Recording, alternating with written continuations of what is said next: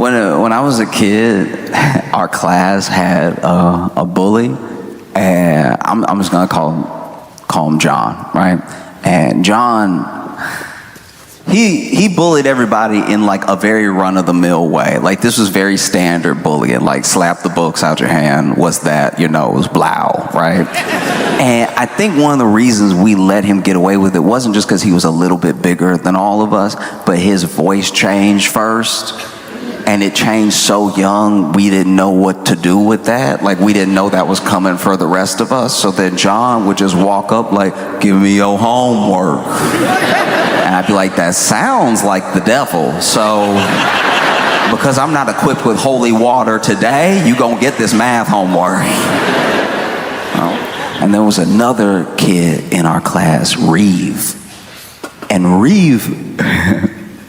I'm not going to say he didn't have any friends, but Reeve had friends for like 20 minutes at a time because Reeve was one of the singular most annoying people I'd ever met in my entire life. It was almost to the level of a skill or a talent. It was absolutely insane. As an example, right? Reeve loved anime. And that's fine. I love anime too. But Reeve loved anime in a way that I didn't love anime because I at least know anime not real. Reeve loved anime to the point where he was letting it affect how he runs. Some of you know exactly what I'm talking about. Like, he could never do anything regular. He had to do it anime every time. He could never just turn around. He had to be like,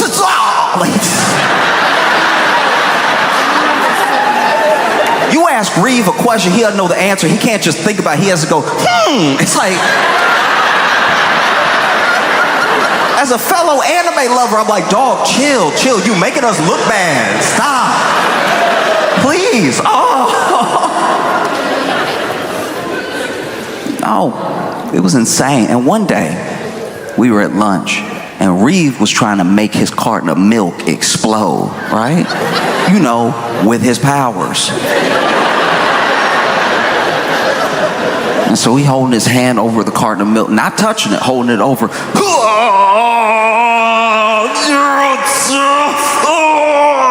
Nothing happening because it's not real. He finally gets so tired of waiting for the powers to activate that he grabbed the milk, squeeze it, drop it, and go, I did it. No, I did it. Y'all just didn't see it when I did it. But yeah, no, I did it. Ooh, I got it. Now, when he picked it up and he crushed it, milk went everywhere. And a lot of milk just spurted out and landed all over John. And John stood up, turned around, walked up to Reeve, towering over him, and was like, you got milk on me. We gonna fight later. And never before in my young life had I been so excited for violence. Because as word spread, people were taking sides. They were like, no, John gonna kill Reeve. And we're like, no, Reeve weird. I bet you he gonna scratch him to death. Like, he has that X factor. We might be able to get rid of both of them at the same time. And so after school, we gathered around in a little circle in front of the two of them. They're about to fight, right? And John is like lumbering back and forth. And we knew John was strong, but he also, he moved slow. And he was moving slow pre-fight. He was just stalking back and forth like Mike Tyson in the early 90s, just like ready to do something terrible, right? And then on the other side of this imagined ring, Reeve is using his pre-fight time to power up.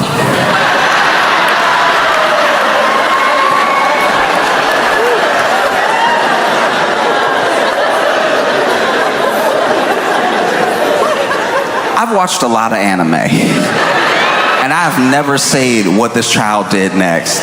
Because to power up, the first thing he did was let his knees buckle. What is this? What power are you drawing from the earth right here like this? This doesn't make any sense at all. He over here, knees buckled, arms out. This is not how you power up in any anime. This is how you fall down the stairs if you a slinky. All right. And this boy here, like this, doing the power up yell. Oh!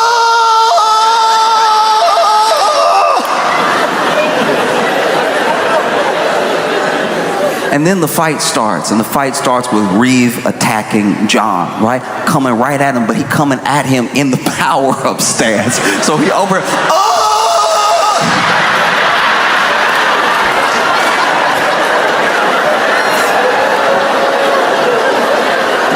And admittedly, John didn't know what to do. He really was like, oh.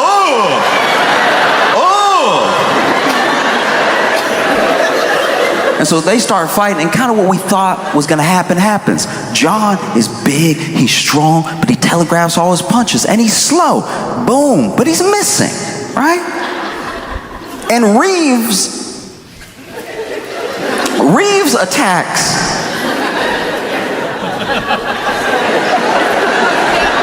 Reeves' attacks have a lot of energy to them. That's not really going anywhere. Like, instead of punching, he over here, yeah!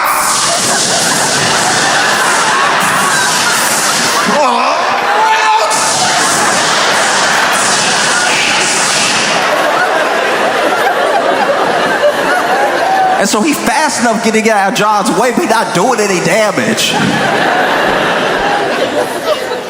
And so John over here punching air, and Reeve over here throwing air. So it's not really a fight. But I really was gathered around all those people, shoulder to shoulder, watching two of them go at it like fight. First time in my life. Fight. So when I think about Elon and Trump, right? It's like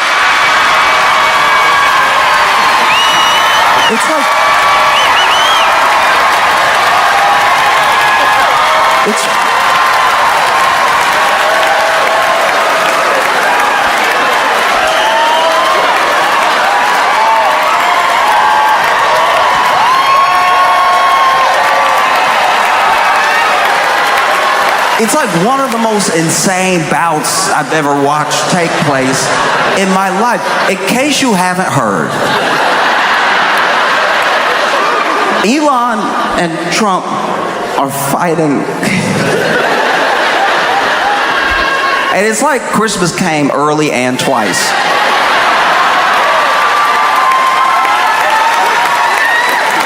Like, the only person calling for peace is Kanye West. That's crazy.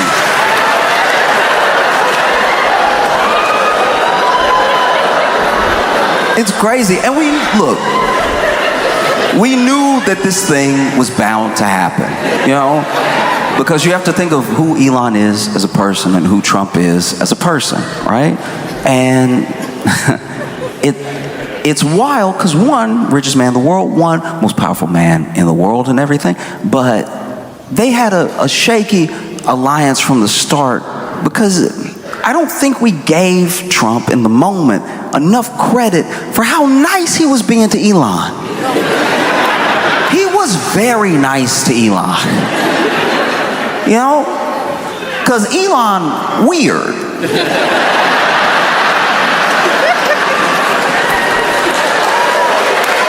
Wait.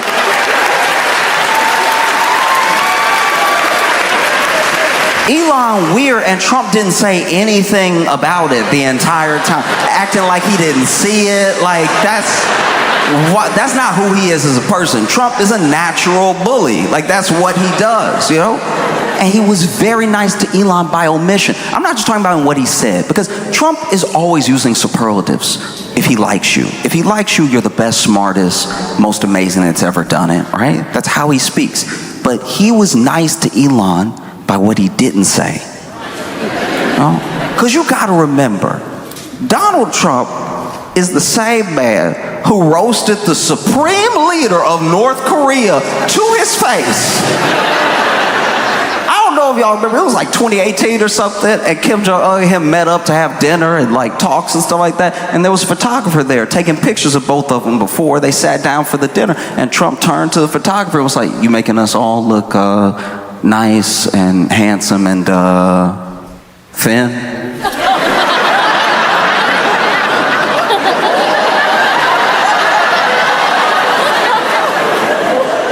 A lot of people think Kim Jong-un doesn't speak or understand English. He understands English. He consumes a lot of American media. And Kim Jong-un was even standing there like, did he?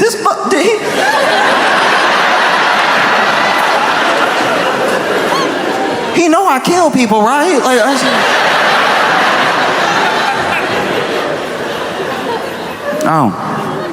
that same guy was very nice to Elon. And he was nice to Elon by omission, because Elon jumped in front of Trump. You saw the jump. The world saw the jumps. Trump invited Elon on stage, and Elon walked on stage like,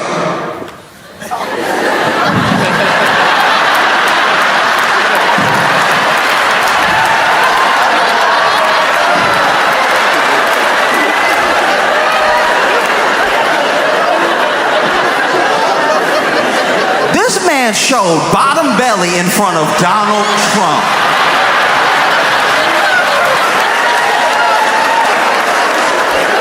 This grown man showed full belly button, broad daylight in front of Donald Trump, and Trump said nothing. Acting like he didn't see it. Just let that dude start talking right after. That was wild. No, Elon jumped because he was excited. And he was excited because what was about to happen had never happened before. Never before, right? Obviously, Elon, richest man in the world, and as long as there's been money infused in politics, the wealthy have had a ton of influence. That's nothing new. What was about to happen was unprecedented. This rich man was about to actually get to go in the government himself. No back channels, no liaisons. He was going to go in the government himself. He was going to end every investigation into him and his companies. He was going to fire everyone investigating. He was very excited. And I guess he was more excited than any president we've ever had, because all of our presidents have kept their feet on the ground the entire time. There's no old footage of Kennedy, like, it doesn't exist. There's no portrait of Thomas Jefferson, like, no, get the one where he was getting air. That was... This man jumped in front of Donald Trump. Trump said nothing. Elon laughed in front of Trump. As someone who has traveled the world and continues to travel the world making people laugh, I've heard all types of laughs. And believe me when I tell you, Elon laughed like he throwing up. Watch any interview Elon does where he makes a joke, because only he will get it, and then he starts laughing, and he's just sitting there like, you know, it's because it's comedy. It's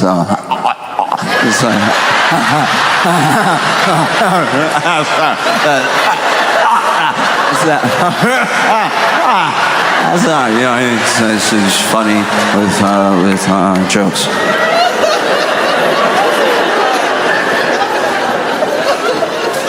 This man laughed in front of Donald Trump. Trump said nothing. Elon danced in front of Donald Trump. Elon danced like... Elon danced like he gotta look at each body part first to give it permission to move. Like, it is truest that he'll be there.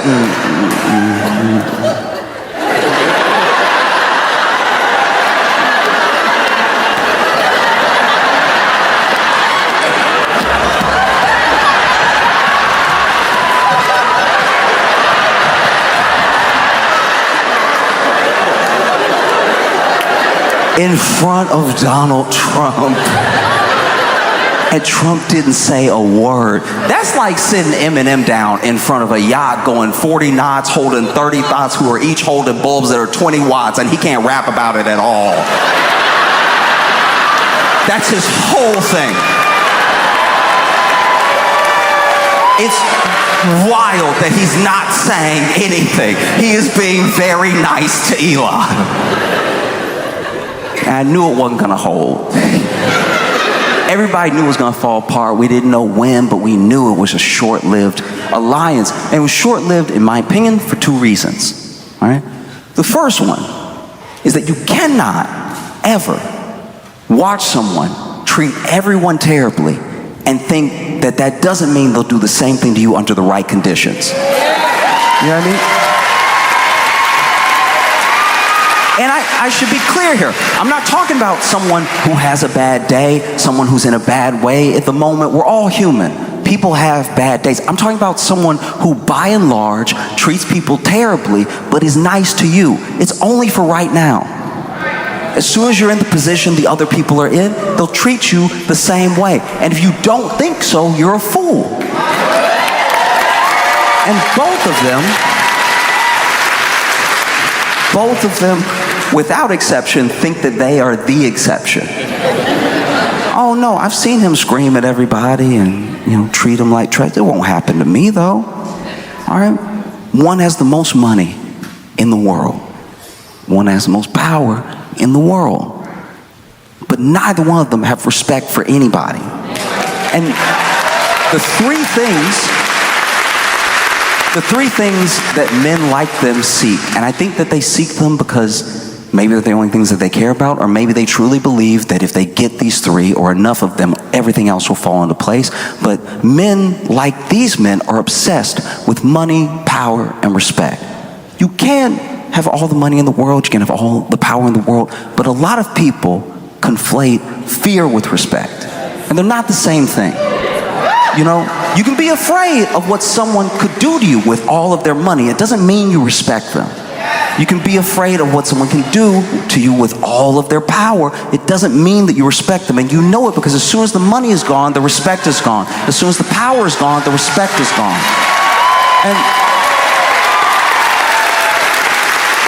And there are plenty of people.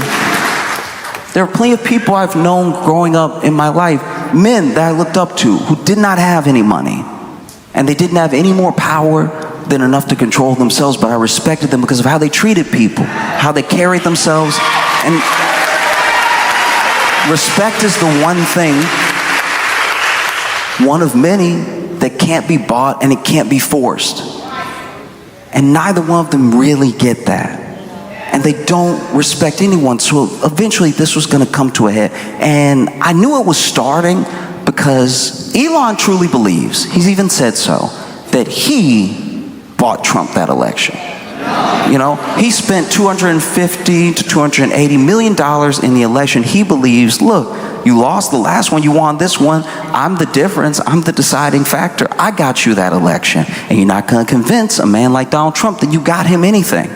He's like, that's my base. Those are my voters. They like me. They don't like you. You didn't get me anything. I'll gladly take your money, but you didn't get me the election. I got it myself. That was always going to be a sticking point.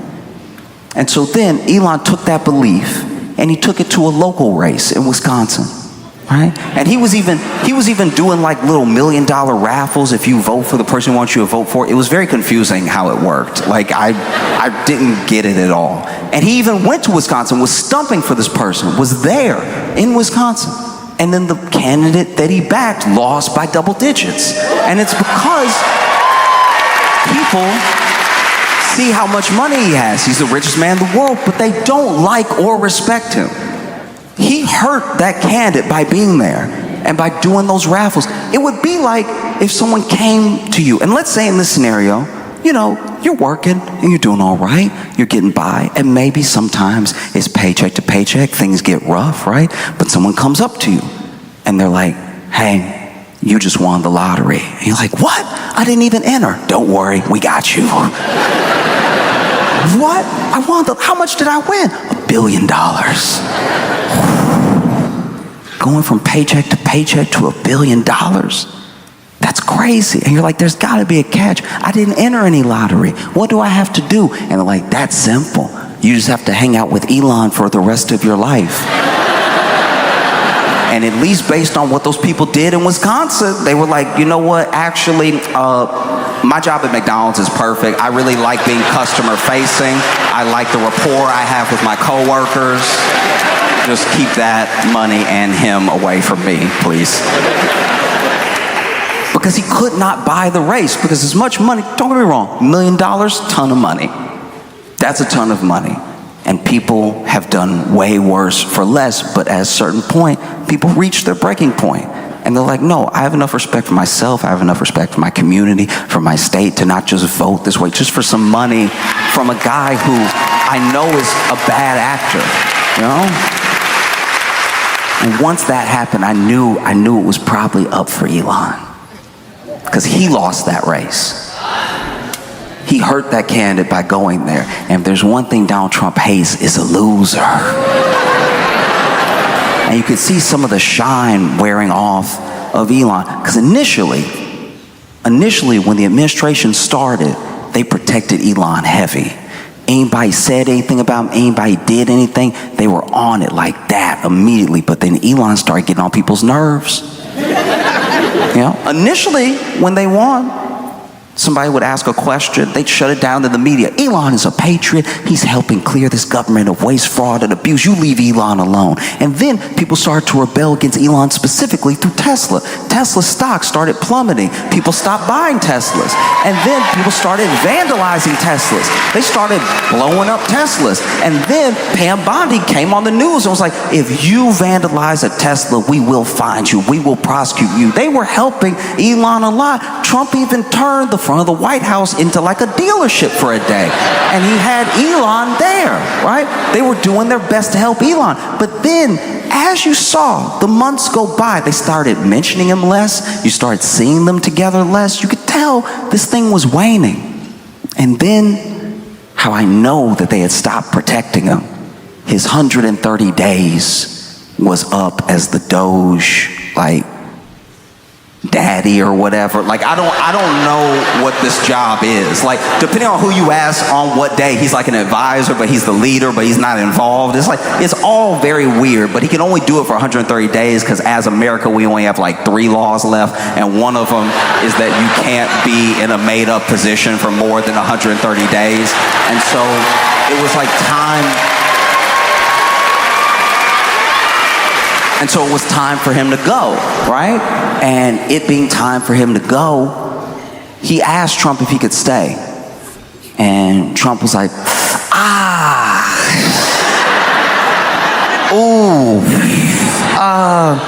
dang, man. No, we only have so many, like, bathrooms in here. Like, it wouldn't work, you know? I imagine Trump had the reaction that you would have if the worst person you know asked if they could live with you for a little while. Just like, oh, dang, my place just flooded just now. That's right when you asked me too. That's crazy. I know we're not there, but I can feel with my bed underwater. Like, it's just a thing I have. So you should probably find somewhere for both of us to stay, because I need somewhere to stay too. Find a place for both of us to stay and you just stay there. That would be great. And so Elon, shows up for his last day at work, and the president is in the Oval Office with him, honoring him, giving him a key to nowhere. And one of the ways I knew they had stopped protecting Elon is because there were like 2 publications that came out, one the day before he left Doge, one the day of, and both those publications, from like high caliber written journalism, basically said, headline contents were basically, did y'all know he was a crackhead? Like, he been a crackhead. That's crazy. Elon a full crackhead. I had no idea. They were listing the drugs he was doing. They're like, he does cocaine, he does mushrooms, some hallucinogens and everything, ketamine. Horses can't keep up with Elon. Like, he really out here a full crackhead. That's wild. And then, to prove the doubters, the detractors, what Elon would call the full-blown liars wrong, he showed up to the Oval Office for his last day of work, higher than his rockets go. This man was in the Oval Office standing next to the President of the United States, tweaking. This man was over here hitting he looked like he arguing 5 minutes into the future. It was wild to watch. This man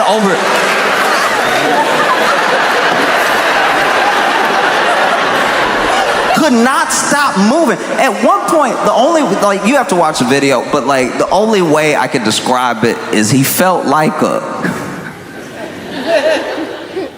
a slow Michael Jackson, right? He was just over here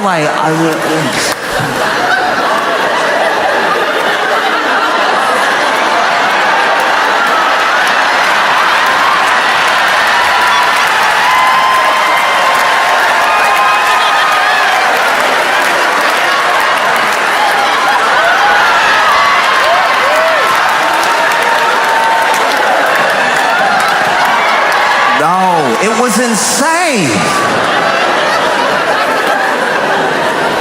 This man next to the president cracking out, and Trump said nothing.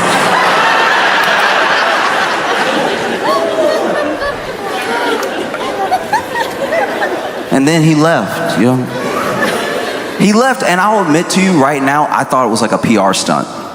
I really did. I thought that he was leaving, and then he'd just keep running Doge in the background, and this would take some of the heat off of him. Now you wouldn't think of him so directly. People wouldn't attack his businesses so hard, because in the time that he entered politics to present, he's lost somewhere around $100 billion or something like that. And it's all like a valuation thing. It goes up and down, but you could see that at least the boards of the businesses that he was on are genuinely worried, even if he doesn't care. So I thought he was gonna leave politics for a little while, keep working in the shadows. Maybe the stock would go up a little bit, but nothing would really change. And it turns out that was not the case.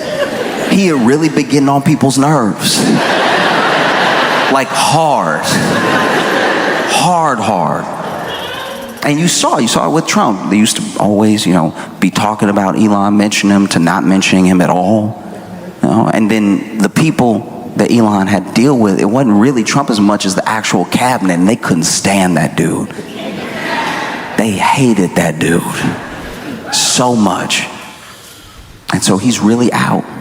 And you hear reports, now this stuff is all hearsay, I don't know if any of it is true, but apparently he was having shouting matches with Marco Rubio all the time. All of these cabinet people that Trump got in, Elon has had a spat with most of them, right? Scott Bessent, apparently him and Elon almost got in an actual fight. Scott Bessent doesn't look like he can fight. If you...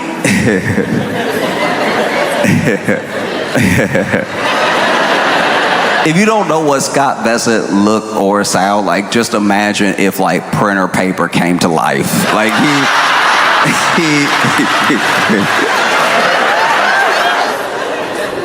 And Elon was truly out. He was out, and one thing really stuck out to me. It was the fact that Elon and Trump share a sort of lived experience where they're not used to hearing no and it's sticking. No is usually an inconvenience to a yes for them. They usually get their way. And so for Elon to be told no, and then he was actually sidelined, and then things that he wanted to happen weren't happening. He wanted some dude that he recommended to be the head of NASA. Trump said no. And then there were things that Elon didn't like because he felt like apparently they were undercutting all his work, like Trump's big, beautiful bill it's named the Big Beautiful Bill because imagination. And Elon has hated that thing, I guess, for a while. Just the idea of it. It's almost universally despised. Democrats obviously hate it, and Republicans also hate it, but for different reasons. They don't care that it's gutting, programs and whole agencies, and that we're all gonna die. They don't like it because it raises the deficit anywhere from $3 to $5 trillion, right? And so Takes about 4 or 5 days. And then Elon tweets. He's like, I can't stand it anymore. I cannot stand it anymore. This bill is a disgusting abomination. And everybody in the House that voted for it, you know you did wrong. Right? And Trump said nothing. I was like, did he find God or something? Like what is happening? This is not the dude we know. He attacks those who attack him. And he's finally asked about it. He's asked about it in a press conference, and they tell him exactly what Elon said. He's like, I'm really disappointed with Elon. He knew the bill. He knew it better than some of the people that voted on it. He knew this bill, and he knew it was going to be cutting, his electric vehicle credits like that. Maybe that's what he's upset about. I have no idea. But in case you don't remember, I was very nice to him. That dude showed up with a black eye. I didn't say anything. Because he did. Elon showed up for his last day of work, high and with a black eye that Trump just fully let go. He didn't point at it, didn't motion to it, nothing.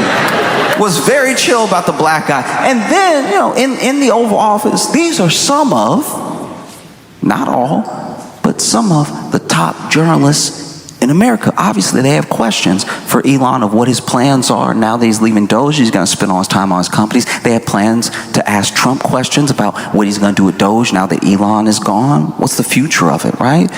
But these top journalists, the first question that I at least saw them ask was, what's wrong with your eye? Like that's... Nobody gonna say nothing? Like his eye. And then Elon was like, it's actually like a funny story. I asked my 5-year-old, my 5-year-old little ex, I told him to punch me. We were Ralph Hussein. I told him to punch me, and he punched me. I got a black eye. It was actually, he's strong for a 5-year-old. It's kind of funny.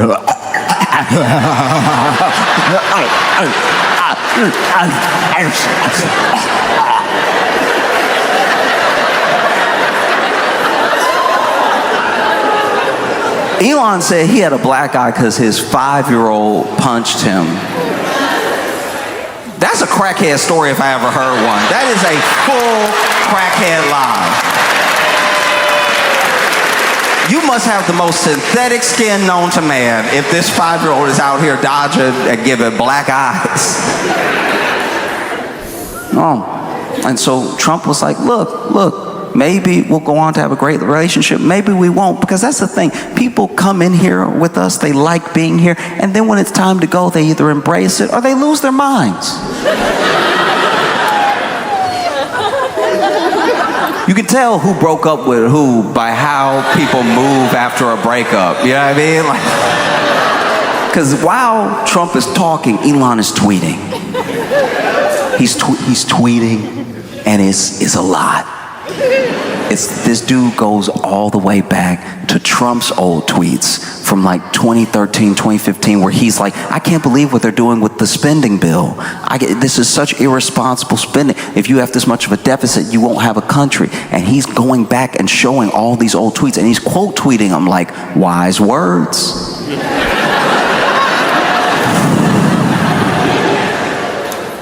Once again, you can tell who broke up with who, because for you to scroll back to 2013, you hurt. You are mad. You know how much his thumbs must be exhausted. 2013 tweets. Trump was tweeting 272 times a day, and he made it all the way back to 2013, which means he read them all. He hurt. So he hitting up with the 2013 "this you" text, like. That's crazy. That was insane. And he keeps tweeting. He's getting madder and madder. I don't even know what's happening in the background, but he is tweeting himself down a tunnel because every time he tweets, Tesla stock drops by like $13 billion. It's just going down and down and down and down. And he's tweeting up a storm, right? He even tweets out, he's like, you wouldn't have won without me.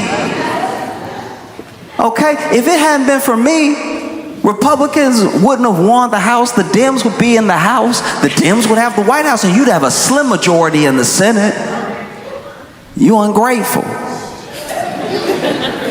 Keeps tweeting, keeps tweeting, keeps tweeting, getting more and more upset. I don't know what's happening in the background, but this man is getting more and more pissed off. He even tweets, every single one of you Republican senators who votes for this bill will be voted out next term, all right? I will put money behind it, okay? He over here, honestly, Elon over here talking like he won the people or something. Like, I was like, what is happening right now? What do you mean, we, dog? Like,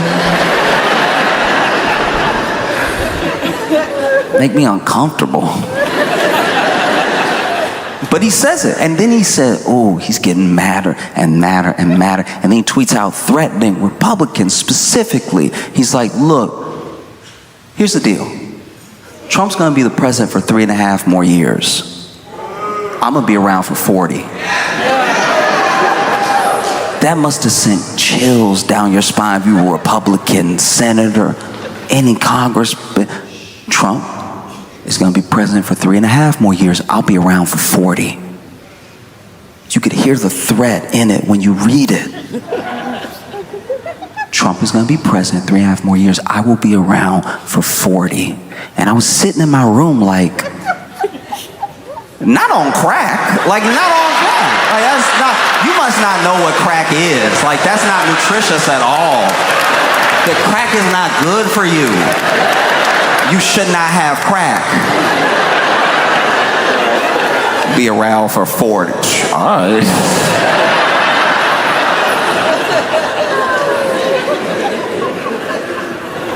Oh, it's insane. And then Trump finally tweets. He's had enough, and you can tell he's had enough because we know the type of man Trump is. We know the type of figure he is, the type of president he is. He's had enough of this, and he's been holding back. He's been very nice to Elon. I'm sure in his head he was like, I've been very, very nice to this dude. Elon acts and moves like he snuck into a body.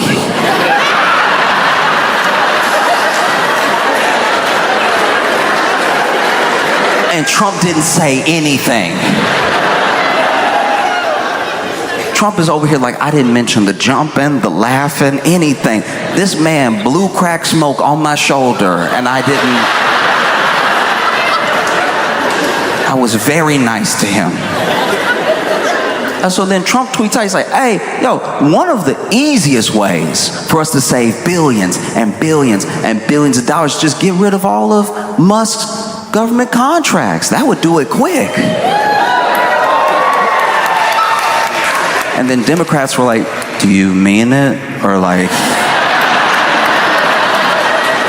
are you just mad or you mean it? All right, I was just asking. Okay.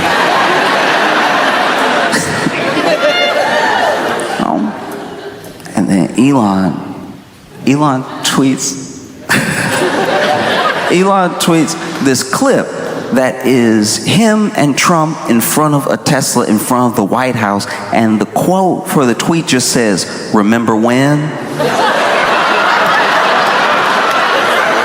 I was like, oh, he hurt. Oh, he must be sick right now. I've been broken up with most of my life, but I've never hit somebody with a "remember when." So crazy. Remember when? And then Musk tweets again. He's like, hey, since Trump wants to threaten my government contracts, how about SpaceX just goes ahead and disassembles Dragon whatever ship right now? And that would be all well and good, except there are 4 astronauts in the International Space Station right now that are probably floating like, what did we do? Like that's, I'm not in this at all.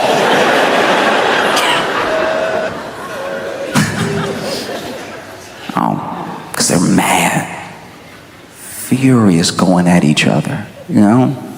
And then I don't know what pulls the trigger, Trump tweeted one more time, and it still felt very reserved. It felt very nice. He was like, look, I don't care if Elon turns against me. I want the big, beautiful bill passed. He can just deal with it. Let's get this legislation done, right? And then Elon tweets out, all right, time to drop the big bomb. Trump is in the Epstein files. That's why they haven't come out yet. Have a nice day, DJT. You can tell who broke up with who, because the person that gets broken up with is the one that tries to ruin your life and tells you have a nice day in like the same breath.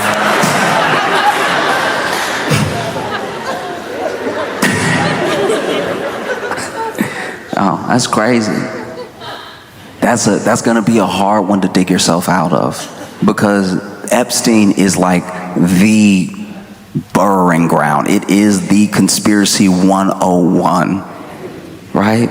So many people had podcasts, had hours of content going over Epstein, talking about who might be involved, who's in the Epstein files, who's in the Epstein log, his little black book, all that stuff, going over and over and over it, getting people really feverish over it. And then some of those same people, because of who they are and because who they're connected to, they get in office. They get into government office through Trump, right? That was a mistake, because even the hardcore conspiracy theorists knew. When Elon tweeted that out, Trump is in the Epstein files. That's why they haven't come out yet.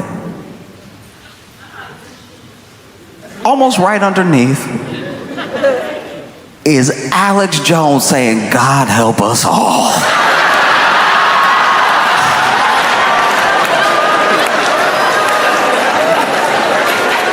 Elon done got Alex Jones pressed.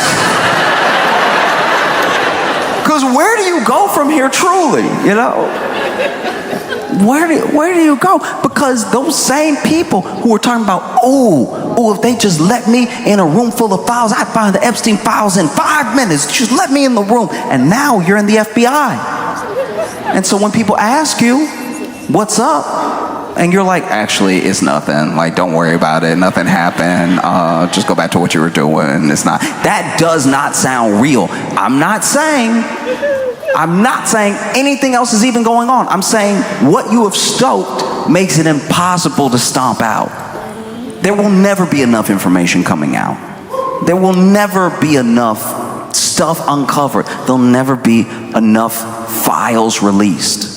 They tried initially. They were like, hey, we're releasing the Epstein file. They even made it like a Fox News event. Epstein files coming out 9 p.m. tonight. Right? And when they released it to a lot of these like blue check conspiracy theorists, Twitter influence. I don't even know what it's called, but they released it to them. And those people were on fire. Those people were pissed. Because when they actually opened it and they read it, because they meant it. These are true believers, by the way. These aren't people that are like part of the grift. They're reading it and they realize that everything in these things has already been released already. There's no new information in these things. In fact, they did such a bad job of trying to make it look real that they redacted stuff that was already public. And that was, for that conspiracy theory group, very weird. That was very, very weird. And so that was already strike one. And now Elon's saying this, that's strike two. Because it's not like that's new information. We knew that Trump was involved with Epstein. There's literally video of them partying together and stuff like that, like on MSNBC from 1992. Like, that's not news or anything. But when you're a conspiracy theorist and nothing is enough, And so then in the background, people are trying to chill this thing out. There are White House aides, there's Elon's assistants trying to get these two to mediate, not make it any worse than it is right now. And as of the time I'm talking, there's a lot of stuff that Elon's taken down, like tweets that he took down. And even Trump is trying to be very nice to Elon. They asked him his first interview since all this happened. And he's like, look, I don't know. I'm just trying to run the country. I wish him well and everything. I don't know anything about his drug habit and him being a full-on crackhead. That's not any of my business, right? So publicly, he's putting on a very good face. He's trying to be very professional, very presidential. And apparently, rumor has it, privately, he is calling everybody he knows, like, you know he a crackhead, right? Like, no, he blew the smoke right on my back. I had to get my suit cleaned. And look, I'm not saying that this is the end of either of them. I don't know if they'll reconcile. I don't think that's even possible. I just know it's the first time that I'm standing shoulder to shoulder with a bunch of people, watching two people go at it like fight. Yo, Detroit, y'all been amazing. Thank you so much.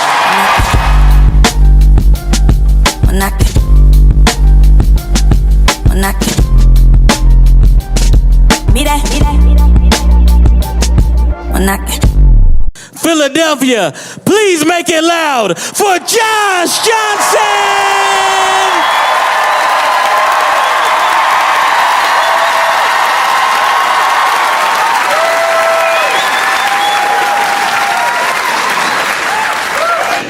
When I was growing up,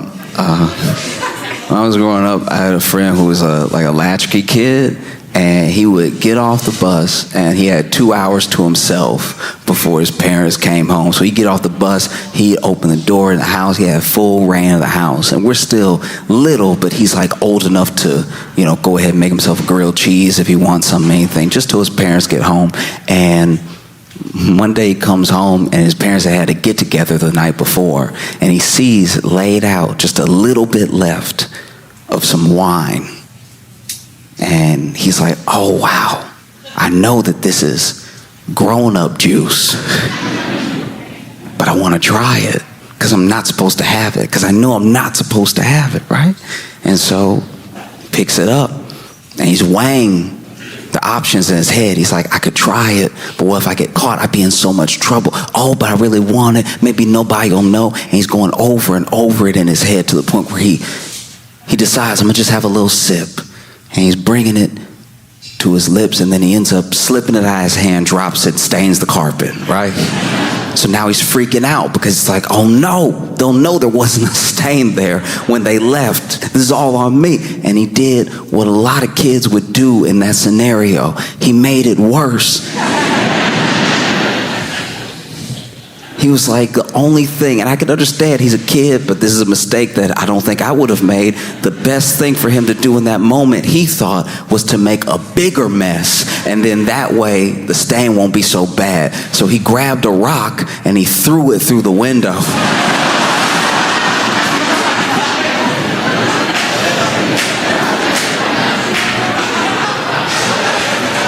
Which was a huge mistake because he went outside to get the rock and then threw it from inside outside.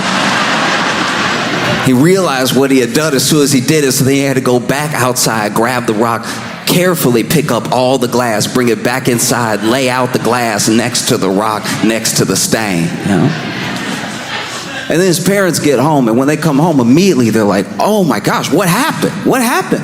And he's had an hour 20 to think up a story, So he's over here like, it was crazy. They're like, what happened? You got the rock going through the windows, all this glass on the floor and the stain. He's like, well, the stain's probably not as big of a deal as the broken window when you really think about it, right? And they're like, what happened? And he says, well, the rock came through the window and it must have hit the glass that had the wine in it, the wine that really shouldn't have been left out. That's an adult beverage. I'm a minor. And then it must have hit the perfect angle to hit that glass and this glass and then knock over and then make a stain on our beautiful 3-bedroom carpet. And his parents were like, but did you see it happen? Like, how did this happen? Did somebody throw this? And he's like, uh-oh, because he didn't think that far. And so he was like, yeah, the man threw it. And they were like, what man? And now he's in deep because he's like, yeah, what man? What am I doing? And so he's like, yeah, there was a man that, threw the rock through the window and everything. And you saw him? Yeah, I saw him. He threw it and he ran and everything. And he thought maybe that would be the end of it. But from his parents' perspective, there was someone who threw a rock into the window, maybe to get inside while their son was home. So they had more and more questions, and he didn't know what to do. He was freaking out, you know? Next thing he knows, the police have been called, and the police come over, and they're like, what did the man look like? And they over here taking notes and stuff, and he's like, he doesn't know what to say next because he didn't think this far. And that's how I feel like Trump must feel about Epstein, because it goes so deep. It's like he didn't think this far in the lies.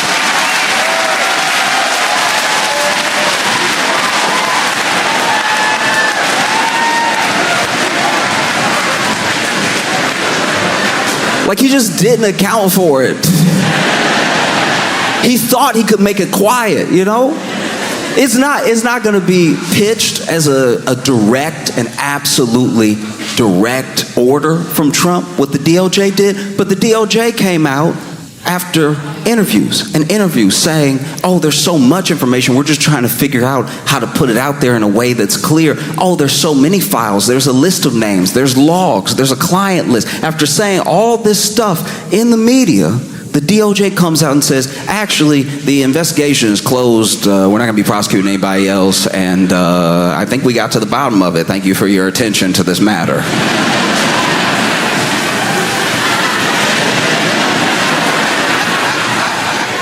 That's not going to stand at all. That's not going to stand with anybody, because you got to remember who Trump garnered with this belief that he released the Epstein files. He's got MAGA, sure, but he also has Q.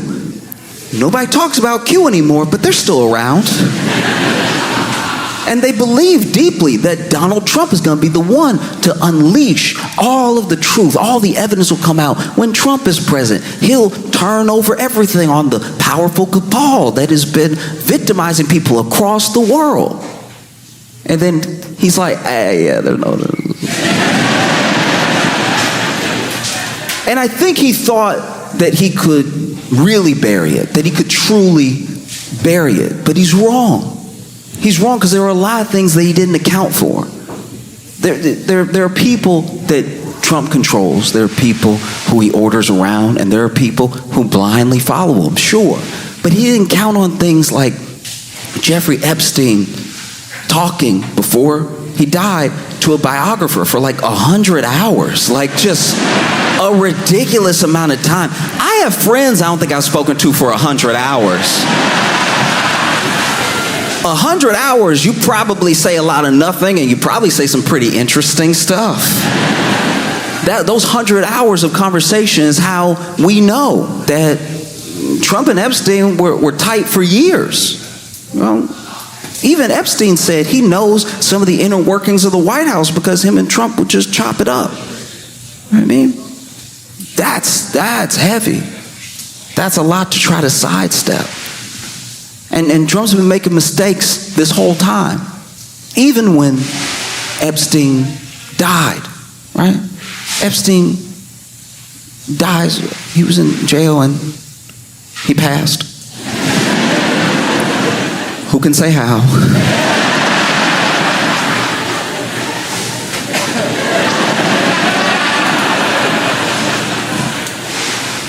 And, you know, Ghislaine Maxwell gets, you know, charged, has a whole trial, gets convicted, sentenced to 20 years in prison. And apparently what we're hearing now is that at the time, you know, Trump floated pardoning her. And the people that heard that almost couldn't believe it. Why would he pardon her? That's crazy. And it's like, actually, it's not that crazy when you see the picture of all them hanging out, like, in the 90s, and they met in the 80s, and they used to fly around together. Like, that's his buddy. You know? And he even said himself, these are his words out of his mouth, when asked about Ghislaine Maxwell during the trial, he said, oh, you know, I wish her well. Somebody that's on trial for trafficking. Somebody with ties to you. I wish her well. And then people were like, why would you wish her well? And then they brought it up again, and Trump was like, I wish lots of people well. And we were like, no, you don't.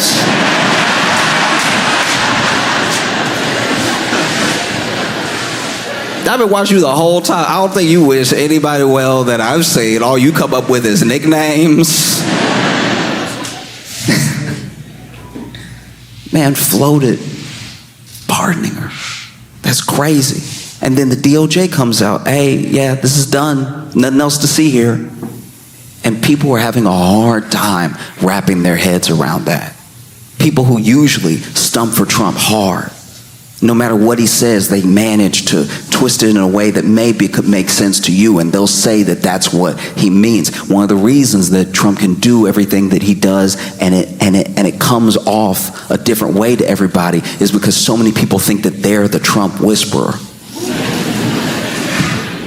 Trump will say something out of nowhere, and then there'll be people like, well, what he actually meant was something more reasonable that I'm going to say right now. And I'll be like, that's interesting, because he didn't say any of those words in that order when he was speaking. And I think he had a teleprompter, so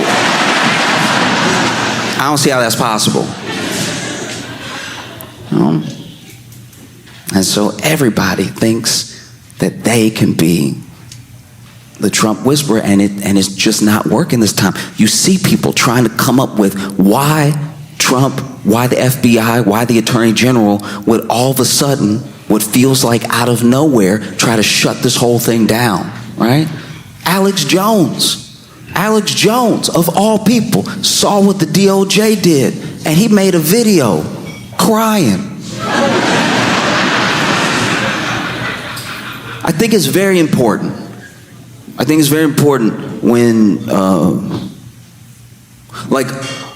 When a man shows emotion, not to just ridicule him for it because it's easy. But Alex Jones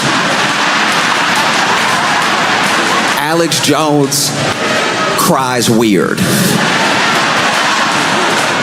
Alex Jones cry weirder than anybody I've ever seen in my life. I don't wish anything good for Alex Jones, but to see him cry felt like something happened to me too. Like, it's Alex Jones is up here like, folks.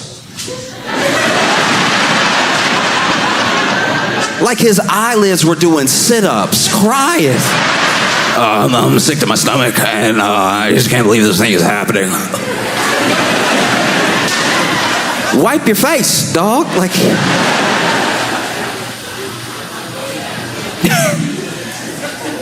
and even Alex Jones trying to come up with something. He's like maybe the deep state got to him, and the deep state is like in his body, and that's why he's doing this stuff right now. And then he'll be back to normal after he has one of my protein shakes. You can go to my website and buy frog protein for $19.99. No, it was crazy. Because Alex Jones, you gotta remember, this dude is a proper conspiracy theorist. Old school.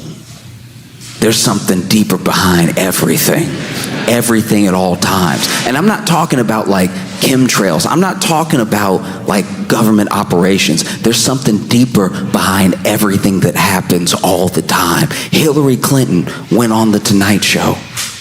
Pretty sure this was on The Tonight Show, and she was trying to open a jar of pickles, right? I don't remember what the bit was, but that's what was happening. And Alex Jones pulled it up, and right after she opened the jar, he was like, you see?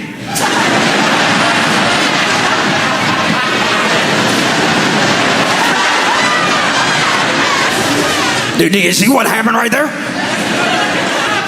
Hillary Clinton didn't open that jar. Now, in the video, she has opened the jar. Hillary Clinton didn't open that jar. That jar was pre-opened. All right? You can tell because there was no pop. There's supposed to be a pop. There was no, I brought the same jar. I'm going to open for him right now. And this man spends a while trying to open the jar. He spends an uncomfortable amount of time trying to open the jar. I think at one point he even had a rag too. You know, like those kitchen tricks you use? He over here, you know, sometimes you like tap the top of it, you like.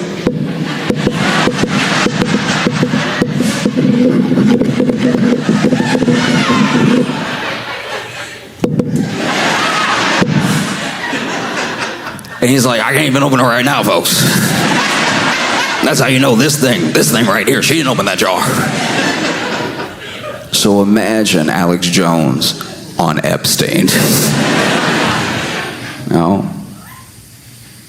I just think about the way that MAGA has been reacting, because it is a full-on revolt.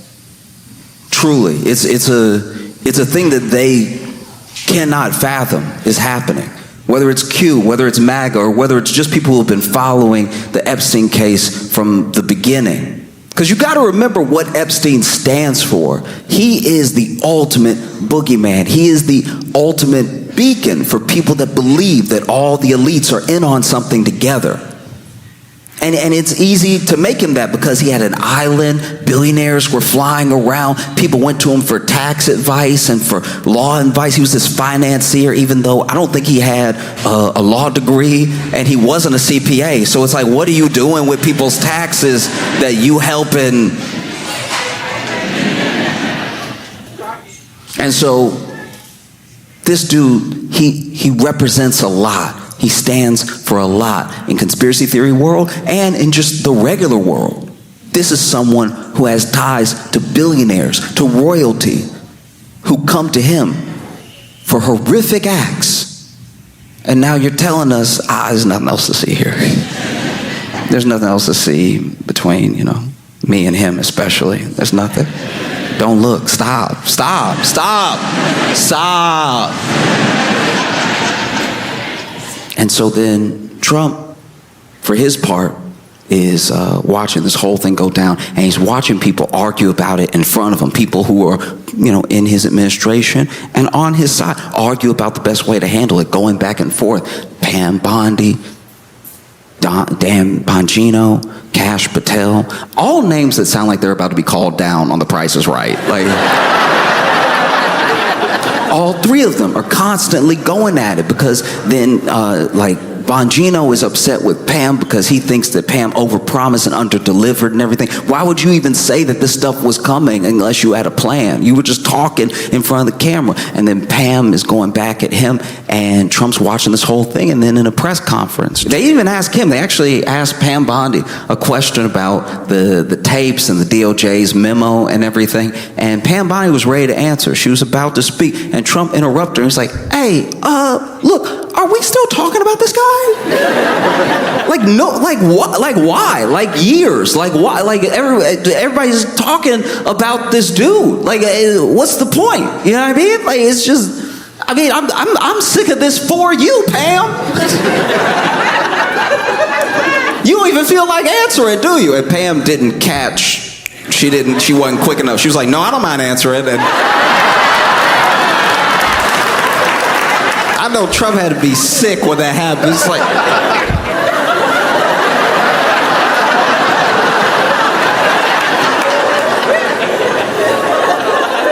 no, go ahead and answer then. And Pam Bondi talked about how they had released a lot of stuff, because there's a difference between releasing evidence around a case or releasing vital information or declassifying things and then releasing stuff, right?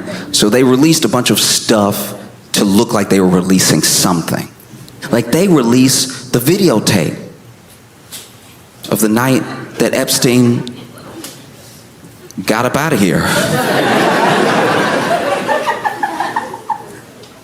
And the problem with the tape is that it's always been talked about as if there was a tape of his cell that would prove definitively that nothing untoward happened, right? But the tape isn't of Jeffrey Epstein's cell with him sitting there and everything. It's of a hallway.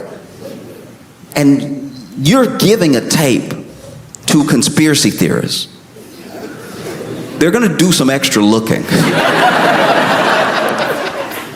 There's 10 hours of tape. But there is 61 seconds missing.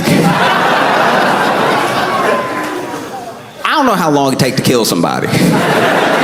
But if there's 61 seconds missing, I'm assuming that it takes 50 seconds and gives you 11 seconds to get down the hall. And I'm not even saying that's what happened, by the way. I'm just saying 61 seconds, that's weird. And they asked Pam Bondi about it, and Pam Bondi is like, look, it's a very old system from the 90s where the tape resets at midnight, so it takes a second to like reset, and that's why 61 seconds are missing. And I had a lot of questions. I had a ton of questions. One, my first question, didn't even concern Epstein. My first question was, why are you telling everybody that? Because that is very valuable information if you're a prisoner in that.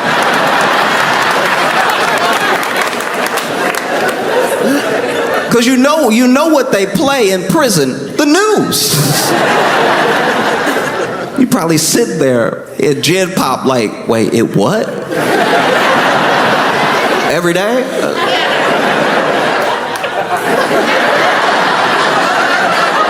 I gotta go take care of something. So she says, look, this is the way that system works. So we're actually gonna be supplying more video footage to show that there's a minute missing every night. And I was like, why would you say that? And the people in prison can hear you. But also, that's a pretty bad system. You're supposed to be watching somebody and it takes a minute to blink. That's pretty wild. That it's just gonna be missing every day, and you're telling us that like it's not an issue at all. Felt crazy to me. And then they release the video, and then people go digging, they go looking, and one of the things they find is that the video has been doctored.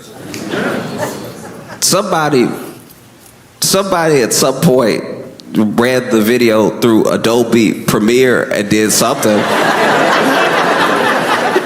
And I'm not saying, look. I'm not saying there's anything wrong with Adobe Premiere, all right?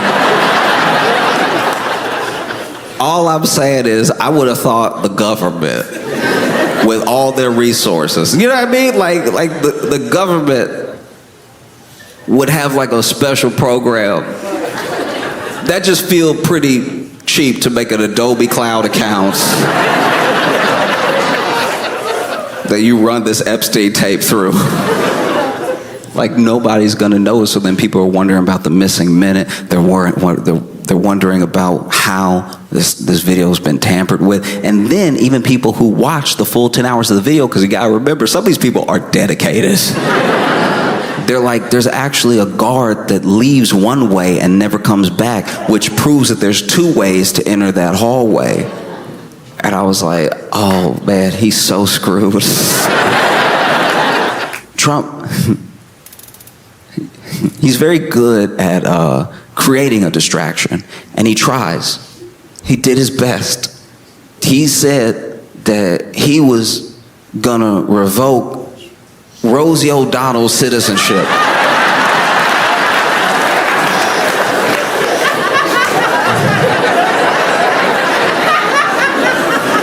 On any other day in American history, that would be a headline.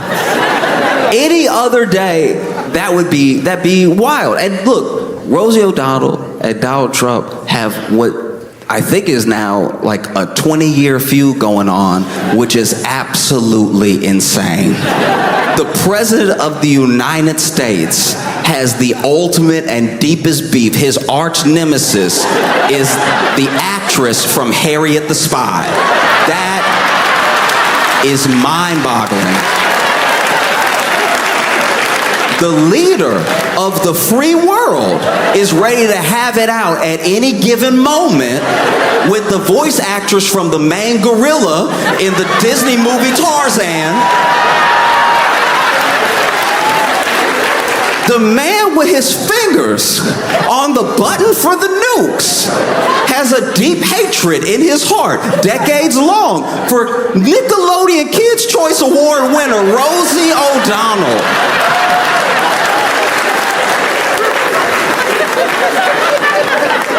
This is an unacceptable timeline.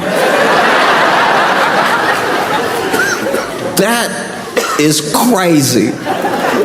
I don't even know what Rosie O'Donnell did that day. Like, I don't know what even brought it up? But he says, I'm thinking about revoking Rosie O'Donnell's citizenship. If Ireland wants to keep her, they could have her. And any other day, this would be the story. He knows that. Who knows? Look, I'm of two minds about this thing because it is clearly a distraction, so I don't want to spend too much time on it. But I'm of two minds about this thing because, one, obviously, there's a world where he's just like saying stuff to say stuff to like swiftly like move the news cycle in another direction, and he may not do anything. But the fact, as a sitting president, that he would even muster up the corner of his thumbs to put that into a phone to go out to the world is so deeply insane. Because this thing that he's doing now is not just a step too far, it's the entire field too far. Rosie O'Donnell is an American citizen, a citizen. And so if he can do that, then truly, 100% without a doubt now, nobody is safe. What started this whole like immigration, fear-mongering, you gotta remember, because you have to understand, as a platform, people have been running on it as long as there have been, green cards and immigration programs. Oh, is it a little too much? Oh, we don't like what it's doing to the landscape of our neighborhood and everything. And people have won votes on it. That's nothing new. But what's turned is the way that people are openly nasty and disgusting about it. There's always been racism in it. It's mainly what it is, because if you really cared about people coming over the right way, the legal way, then you would make the right way and the legal way clear, and you wouldn't kidnap people at their green card interviews, and you wouldn't have like mass people picking people up after baseball practice, okay? If that's what you cared about. And you also, you've structured this thing to make these people seem like monsters. That's been the plan this entire time, because if somebody is a monster, it is part of the human condition and a flaw that we have. As long as we see somebody as a monster, whether they are or not, we don't really care what happens to them. It's why they can make conditions in prison so bad, because the assumption is, well, everybody that's there deserves to be there, so screw them, right? If they don't have a clean water, or if they can't shower, or if their food's contaminated, good. Because they did something bad to earn that place, right? And it helps you strip the basic humanity of looking at another person, whether they've made a mistake or not, or looking at another person, whether from a different country or not. And if you get really good at stripping that humanity away, you can do whatever you want, and then you start to be able to do whatever you want to anybody that you want. And that's what's been creeping up this entire time. What started as like, guys, they're eating the dogs. Remember, they're eating the dogs, they're eating the cats, nobody's pets are safe. It was getting so dumb. It was past like, these are criminals and they're killing us and they're coming over here to do terrible things. And then it started to morph a little bit more. Okay, look, I know that they're going through the proper channels and everything, but they have a misdemeanor in another country. Do we really want somebody like that to become a citizen? Maybe we should deport them now. No, I understand that they have their green card, but they also, I don't know, they have this weird past I don't like, or they wrote an op-ed I didn't like, or they said a thing that I didn't like. So do we really want someone like that in our country? I know that they are a fully naturalized citizen, but the way that they became a citizen is a little bit under suspect, because I said so just now. So maybe we'll deport them. And now we're all the way to the point that American citizens that I do not like can be gone. And so you see, when you let somebody's humanity get stripped away over and over and over again, and it's in the back of your head, and you even go with the lie, they probably did something, or maybe they shouldn't have done that thing, or maybe they have a good reason. When you do that enough and it finally comes for you, don't be surprised. Because the thing with the Rosie O'Donnell, it's like there's a part of it that I think is nothing. I'm not saying that thing is absolutely going to happen.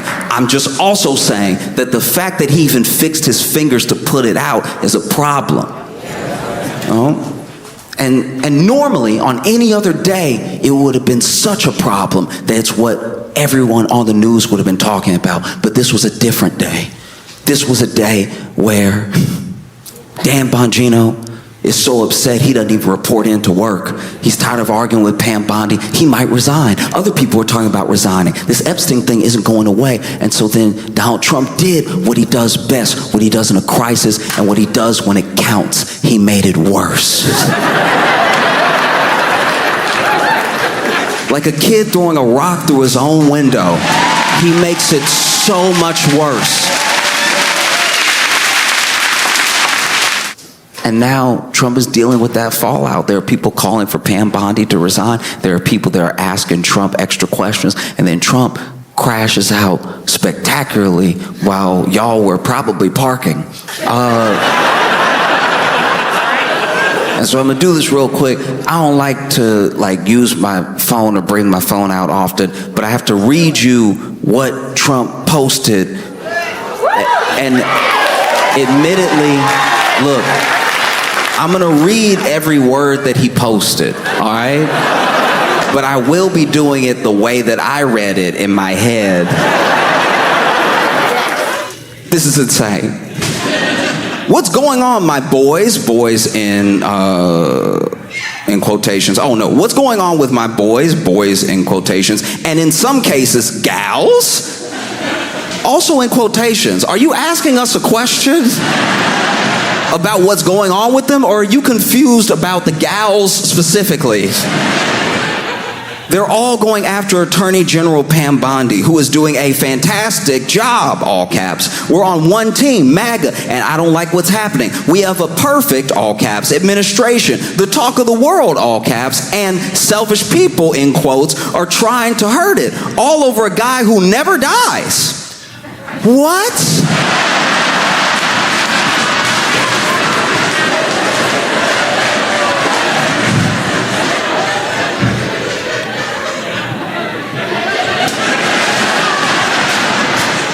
I'm not saying that Trump killed Epstein. I'm not saying that at all. I'm like specifically not saying that. I need you to understand that I am explicitly not saying that Trump killed Epstein. I'm just saying that if I was like driving in my car and I hit somebody and I somehow got away with it, but I saw them every time I closed my eyes, I'd be like, this guy never dies.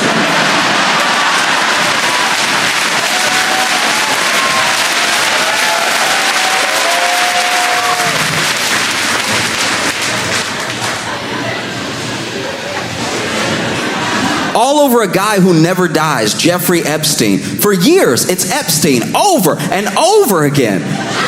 This is a man who hasn't slept. For years, it's Epstein over and over again. Why are we giving publicity to files written by Obama?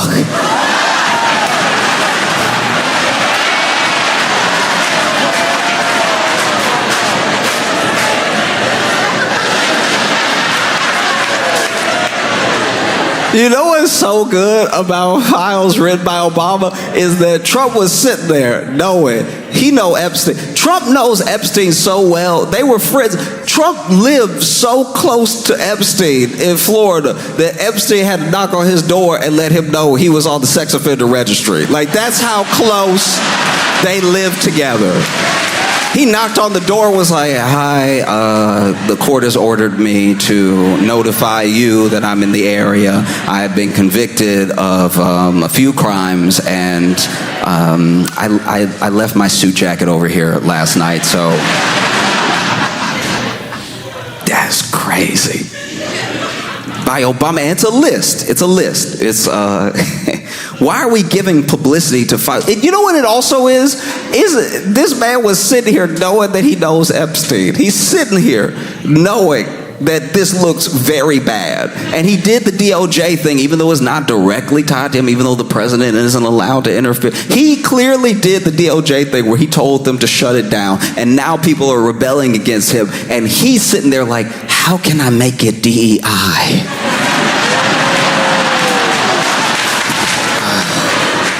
Obama. Thanks, Obama. Why are we giving publicity to files written by Obama, Crooked Hillary, Comey, Brennan, and the losers and criminals of the Biden administration? So I guess they were all in a room in this scenario, and they And they wrote the files together in tandem. Like Obama just knew that everyone in the Biden administration would be in the Biden administration one day, so he gathered them all together. But this is also before Epstein ever died or anything. So Obama time traveled to like right after to know it would hurt Trump. So then he came back in regular time and he sat down Hillary Clinton, Comey, Brennan, and the loser. He had to get all the losers and criminals of the Biden administration in one room so they could write. Also, wrote the files? Isn't it a bunch of documents? And the losers and criminals of the Biden administration, I do like that he said there are criminals in the Biden administration, but there are some people who aren't criminals. They're just losers. But I want to make sure I address them too. You're not safe. You're not safe just because you're not a criminal if you're a loser as well, all right? In fact, you're a loser because you're not a criminal, all right? I have 34 felony convictions, and I'm the president, okay? You out here not even a criminal. You can't even criminal good. Loser. And the losers and criminals of the Biden administration who conned the world with Russia, Russia hoax, 51 intelligence agents, intelligence is in quotes, the laptop from hell. I don't know what that means. I don't know. I really don't know what that is. I don't know if that's like Hunter Biden's laptop or a laptop with Hillary's emails on it, or if he just had a bad experience with an HP laptop. But like, that is also in all caps. The laptop from hell and more, question mark. They created the Epstein files just like they created the fake, all caps, Hillary Clinton, Christopher Steele dossier that they used on me. And now my so-called friends, this man hurt because my so-called friends, as a world leader, my so-called friends is the most Regina George Mean Girls line I've ever heard in my entire life. My so-called friends is wild. Foreign diplomats, world leaders had a dinner that Trump was at, and they made fun. This is his first term. They made fun of him at the dinner. He could probably hear him in the background. They were laughing. It was like Boris Johnson and Justin Trudeau and other people, and they were over here doing him. They were over here like just making fun of him hard, cracking up, talking about how he doesn't know how to spell, everything.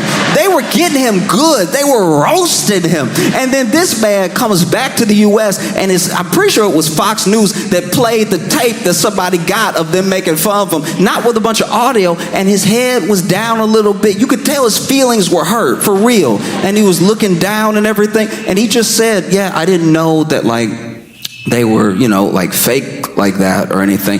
Even in that moment, he didn't say my so-called friends. My so-called friends is insane. And now my so-called friends are playing right into their hands. Why didn't these radical left lunatics release the Epstein files? If there was anything in there that could have hurt the MAGA movement, why didn't they use it? And this is good. This is clever. He's doing what he does. This is the Republican talking point that's going to go around. Look for it over and over and over again. Well, why didn't Biden release the Epstein files? If there was anything in there that could hurt Trump, that could derail MAGA, why didn't he release it? All right, that's the most I know you are, but what am I logic I've ever heard in my life? Because you're the president now, so you could release them. I know that Biden didn't release them, but you could release them. You could. You could release them if you wanted. You could, like I dare you. I was just saying, like, I dare you. I bet you won't. I bet you're too scared. I bet you won't. But you could. I know Biden did, but you're the president now, and I thought you were a better president, so you could do anything that Biden didn't do. You said that. You were like, there's a bunch of things Biden can't do that I can do, that only I can do, and one of those things is release the Epstein files. Like, do it. I bet you won't do it, though, because you're scared. No, it's just funny, man. This man, he's going through it. Why didn't they use it? They haven't even given up on the John F. Kennedy or the MLK Jr. files, which is a terrible idea to bring up different conspiracy-laden things while you talk about there not being a conspiracy. That's crazy. That's a terrible move. This man is derailing. No matter how much success we have had securing the border, deporting criminals, fixing the economy, energy dominance, a safer world where Iran will not have nuclear weapons, it's never enough for some people. This man is spiraling. It's never enough for some people is not what a president says. It's never enough for some people is not how you speak as a president. That's how you speak as a dad who just finished a 16-hour shift and somebody tells you to take out the trash. It's never enough for you people. Every day, I've been awake for 24 hours. It's my birthday. Yeah, thanks for the time. It's never enough for some people. We are about to achieve more in 6 months than any other administration has achieved in over 100 years. And that's true. That's true. We're all going to die. And we have so much more to do. We are saving our country and making America great again, all caps, which will continue to be our complete priority, all caps. The left is imploding. Kash Patel and the FBI must be focused on investigating voter fraud, political corruption, Act Blue, the rigged and stolen election of 2020, and arresting thugs and criminals instead of spending month after month looking at nothing but the same old radical left-inspired documents on Jeffrey Epstein. Let Pam Bondi do her job, all caps. She's great, all caps. The 2020 election was rigged and stolen, and they tried to do the same thing in 2024. That's what she's looking into as AG, and much more. 1 year ago, our country was dead, all caps. Now it's the hottest, all caps, country anywhere in the world. Let's keep it that way and not waste time and energy on Jeffrey Epstein, somebody that nobody cares about.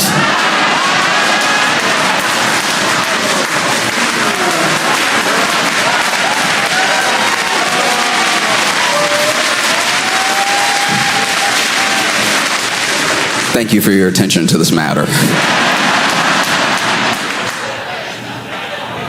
There's a thing I read about a long time ago. There was this leader named Father Yod, and Father Yod was the head of the Source family. The Source family was this collection of people. Some people called them a cult and everything, but they mostly kept to themselves. Like, they ran like a vegan restaurant, I think, and they just minded their own business. But one of the most interesting things about Father Yod was Father Yod told them early on, before it was ever even really a cult, before there were even a lot of members, I'm God, and don't go to a hospital. That was his thing. And that happens in a lot of cults, by the way. Don't go to the hospital because hospitals are full of experts who can provide answers that I can't.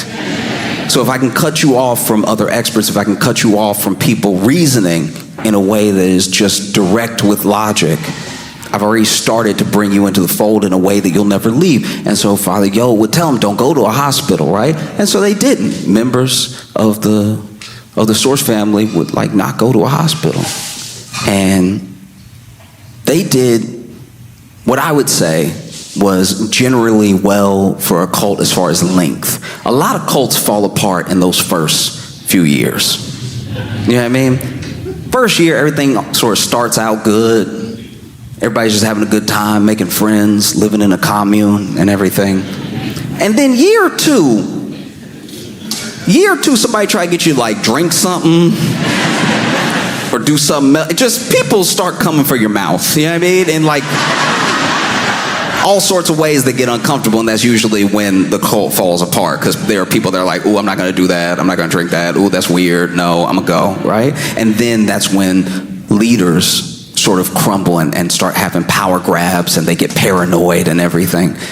This didn't really happen, at least from what I read, to the Source family, Father Yod, and they stayed together long enough that there were members of the community that started coupling and even having children. And it got to the point where they were about to have the first baby born into the Source family, but they can't go to a hospital. They can't go to a hospital, and something feels wrong.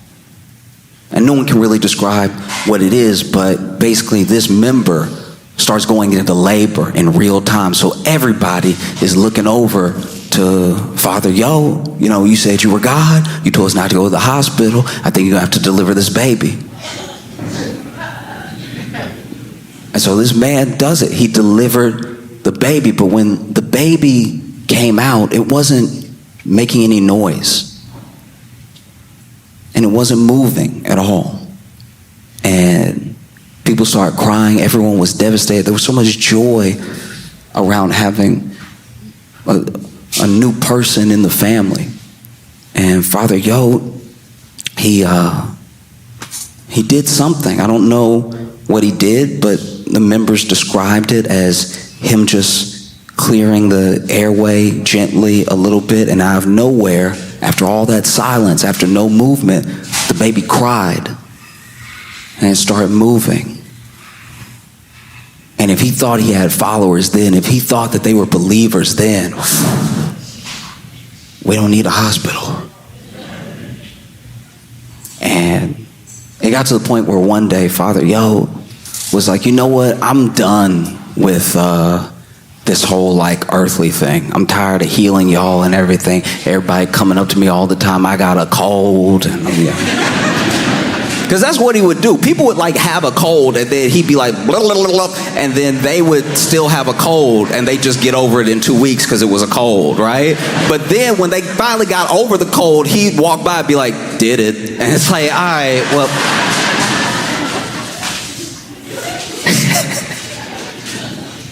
And so, there's one day Father Yod said, you know what I'm going to do? I'm going to take a vacation.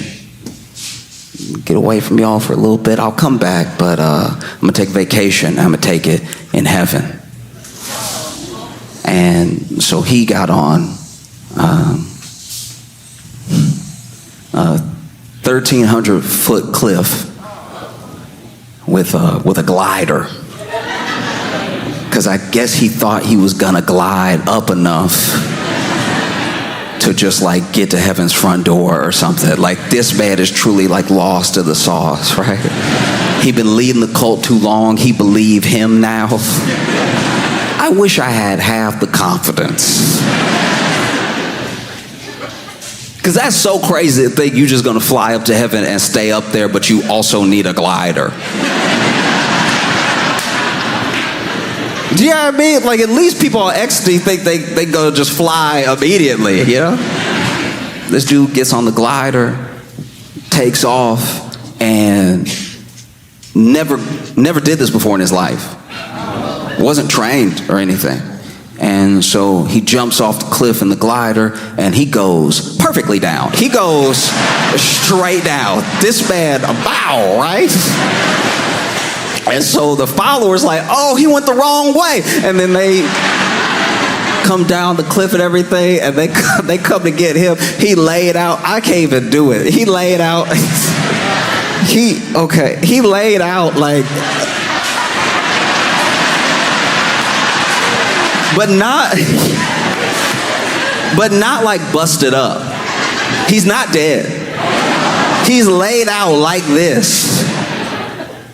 And didn't have any, to what I read at least, he didn't have any significant, any substantial bruising or markups on his body.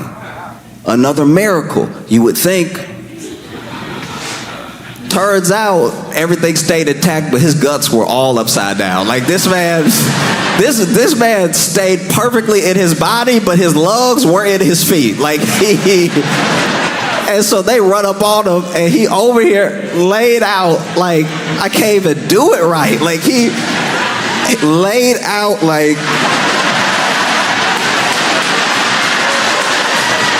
when they find him, glider crash, he laid out like this.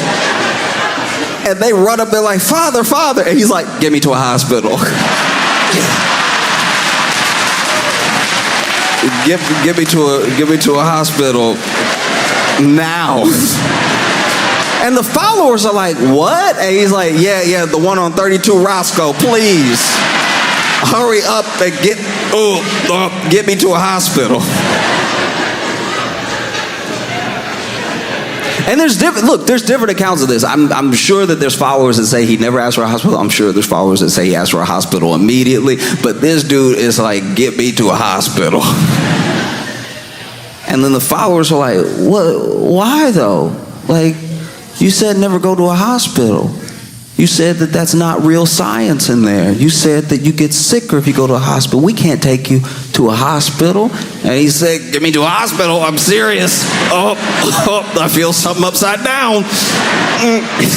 You know what it probably sounded like? I mean, I'm not there. We don't have the footage or anything. But I imagine if you fall 1,300 feet down, you probably sound like that grape lady. Remember that grape lady that was crushing the grapes? Then she fell, and then she went, arr, arr, arr.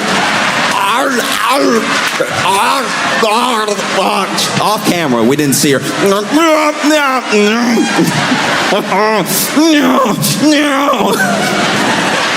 Because I'm sure when he said, get me to a hospital, they really didn't understand what he was saying at first, because he was like, get me to a, I think my spine behind my balls, get me to a hospital.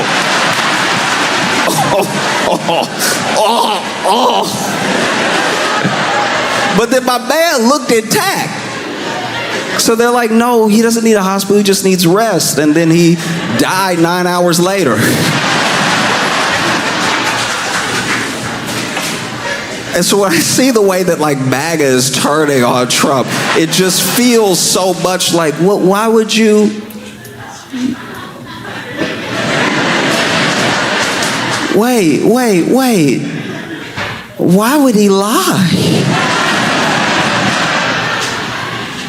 He really doesn't understand. Trump truly doesn't understand why this thing won't go away. And it's because he doesn't understand people. You know? Whether it's, you know, the MAGA base, whether it's Q, whether it's anybody online, anybody interested or concerned about anything to do with Epstein, all those people are people. So if you lead people on and you lie to people, they have a reaction. You can't just get something and give nothing in return. And people won't let it go, and they won't give up on it, because this man is real. He really existed. And he really destroyed a lot of lives. And for all of our faults as humans, we care about that. And so no, we're not just gonna let it go. It's not like some passing fad of a thing. I think it is to him, because he just uses what he needs while he needs it to get what he wants. And once he has it, he throws it or the person who gave it to him away. And it's something that some people are finding out right now, that he'll betray you on a dime. Nothing matters to him. Because if this thing doesn't matter to him, then nothing matters to him at all. There's no way around it. People care because vulnerable people were victimized for a very long time. And whatever part you had to do with that, it can't be covered up, because there's nothing that screams, I'm in the Epstein files, like, stop looking for the Epstein files. One thing that I thought was incredible, one thing that put a smile on my face, was when Rosie O'Donnell responded to Donald Trump talking about revoking her citizenship. And I know I don't like to pull out my phone, but I want to read you what she said. You can actually look. You can actually. This is on her Instagram, so you can actually look this up for yourself. I'm not kidding. This is crazy. So first thing she does is post a picture of Trump and Epstein together, which is genuinely hilarious. And is Rosie O'Donnell posted in the caption, "Hey Donald, you rattled again? 18 years later, I still live rent-free in that collapsing brain of yours."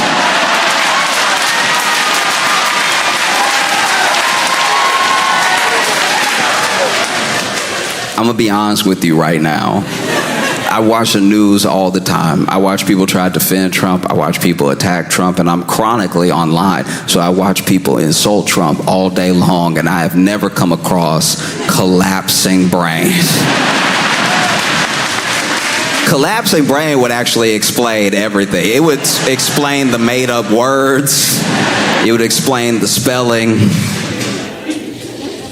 You call me a threat to humanity, but I'm everything you fear. A loud woman, a queer woman, a mother who tells the truth, an American who got out of the country before you set it ablaze. You built walls, I built a life. I'm an autistic kid in a country where decency still exists. You crave loyalty. I teach my children to question power. You sell fear on golf courses. I make art about surviving trauma. You lie, you steal, you degrade. I nurture, I create, I persist. You are everything that is wrong with America, and I am everything you hate about what's still right with it. You want to revoke my citizenship. Go ahead and try King Joffrey with a tangerine spray tan.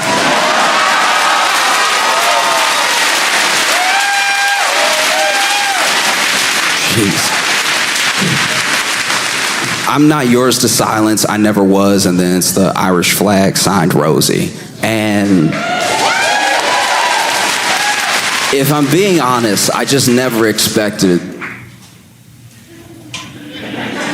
Like, I never expected the President of the United States to be so effectively eviscerated by one of the supporting actresses from A League of Their Own. Like, it just feels wild that this is life. Philly, y'all been phenomenal. Thank you so much. I appreciate y'all. I hope you had a fantastic time. I had so much fun with you. Thank you for an incredible weekend at the Fillmore. Thank you for 8 sold-out shows. I appreciate you so much.